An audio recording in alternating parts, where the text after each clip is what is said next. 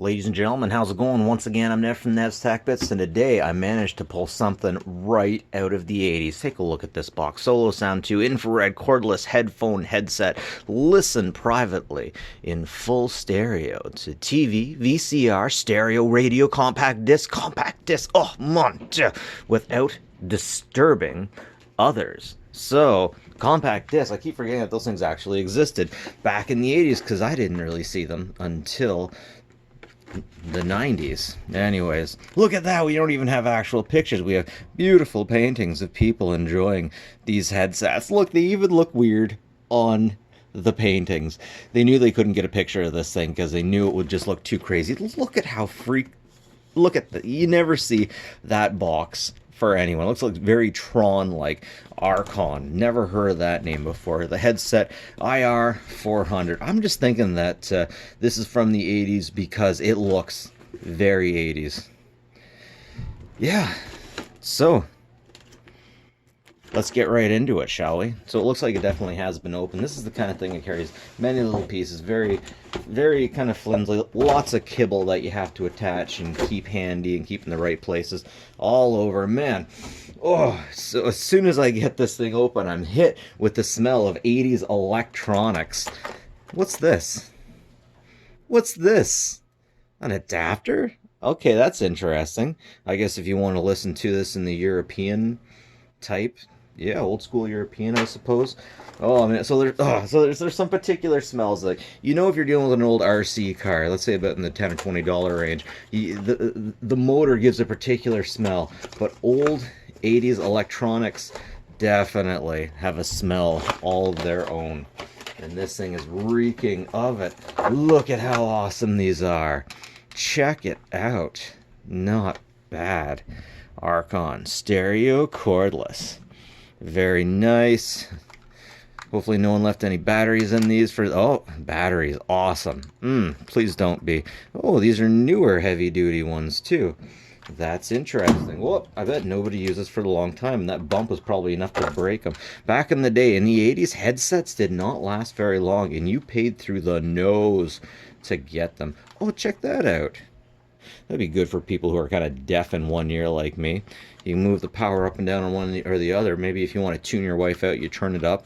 Or if you want to listen to her because she's telling you life-saving things, you turn it down.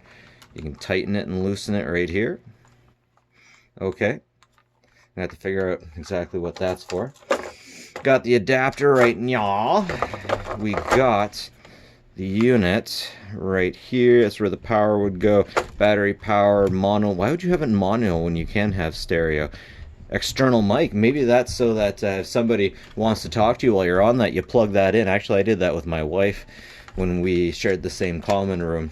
I had a headset and I had a microphone out for her. That's interesting. So that is very 80s. Very cool. Let me take some time with this and see if I can get it to work. As you can see here, these units put me at my peak of sexuality, and I believe they were only canceled because women couldn't handle men that wore things like this. It just immediately brought them to their knees, made their knees shake and their lips quiver. Look how sexy this thing is. It's unbelievably awesome. Who would throw this out? Look at you, get to look like an 80s bad guy now. I'm coming for you, Winston Rotundo. Yeah. Anyways, this is some good stuff. Let's test out the sound. Alright, so I got it all hooked up.